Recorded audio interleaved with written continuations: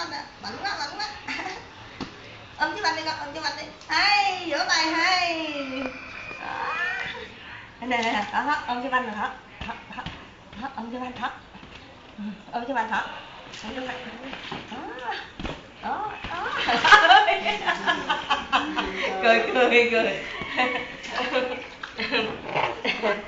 Đó. Ôm chú Anh.